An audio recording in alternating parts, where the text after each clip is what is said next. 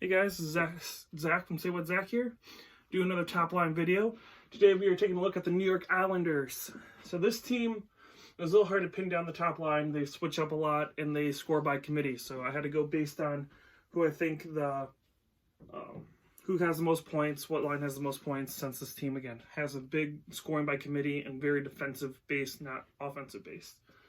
So on that note, I looked at the daily face-off is what I use too. They have like the projected lineups and they update it as they change up lines for that. So that's what I've been using. Seems to be pretty good. It seems like they keep things relatively up to date and all that fun stuff. So the top line for the Islanders, according to at least from what I've seen and what I've looked at point wise, is Ross Johnston, Josh Bailey, and Matthew Barzal. So that I believe is probably projected to be the top line. Their second line isn't half bad either. That's what their original top line was when I first did this, and they've changed it up since then. So, anyways, Ross Johnston, he was undrafted, but he was signed by the New York Islanders in March 2015. He has last year he played in 17 games. He had 1 goal, 3 assists, 4 points, and he was a +3. This year he's played in 13 games, 1 goal, and no assists for 1 point. He's a +0. So he's not hurting the team, but he's also not getting a lot of points. My assumption is I haven't really kept up on I don't really know all the injuries, but I'm assuming there's an injury going on in New York because I've heard, I think they did have a couple, if I've never, again, it changes so often. I believe the Islanders have a couple injuries, so that's probably why Johnson's up here and why they probably slide him into that top line. But I mean, he's got a goal. He's playing with Josh Bailey and Matthew Barzal. I wouldn't be surprised if he gets a couple more points with those two guys on his line. In his career numbers, 55 games played, 5 goals, 6 assists for 11 points, and he's a +3. So again, he's not going to hurt the team. From at least the few games he's played in the NHL, he's a +3, so it means he's not going to be hurting the team negatively.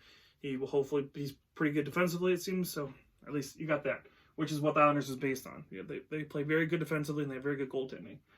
Josh Bailey, he was a 2008 draft pick, first round, 9th pick overall. Last year he played in 82 games, 16 goals, 40 assists for 56 points, and he was a +8. So again, this team changed a lot when they had Barry Trotz take over. The defensive side got way better. This year, he's played in 27 games, 7 goals, 12 assists for 19 points. He's a -2. And his career numbers, 824 games played, 147 goals, 305 assists for 452 points. He's a -46. So again, you can tell that the defensive side is much better now that Barry Trotz is there because his total numbers, his whole career with the Islanders is -46. So, yeah, you can tell that they weren't a defensive team before when they had John Tavares and Gar Snow as the GM. Now it's changed since Lou Lamoriello and Barry Trotz has taken over. That's why their goaltending is so much better now. They focus on the goaltending and the defensive side and why they are a competitive team now. Last but not least is Matthew Barzal. He was a 2015 draft pick, first round, 16th pick overall. Last year played in all 82 games, 18 goals, 44 assists for 62 points. He was a -5, so that was a little rough on the negative side, or the plus-minus, but hey, it happens. This year, 27 games played, 11 goals, 13 assists for 24 points, which I believe leads the team in points. And he's a +12, so again, very good defensively. So 2 of the 3 of them are positive or neutral. So that's good to hear from your top line.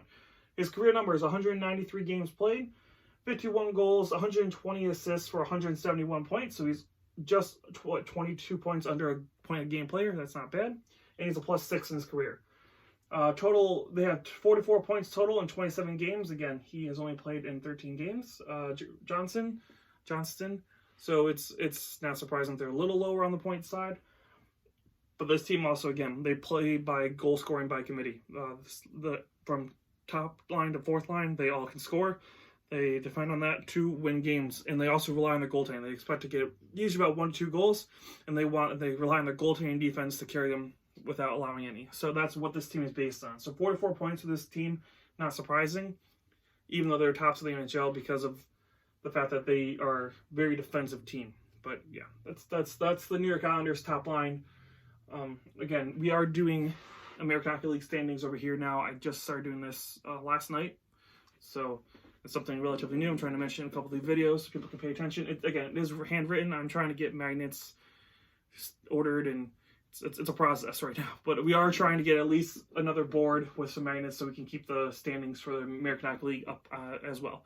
Once Drone Hockey Mom is able to get a little bit more involved after some of this stuff was taken care of, We will be doing a lot more of the American Hockey League news and stuff like that, but as of right now, we're just doing the NHL news and stuff, and then just have the standings for now. We'll see what happens. Maybe in the new year, we'll probably try and bring in the American Hockey League stuff, but we will see. Again, if you guys like the video, give us a like and a thumbs up. This is the top line for the New York Islanders, and this is Zach from Say What Zach. I hope you guys enjoyed it, and I'll talk to you guys again soon.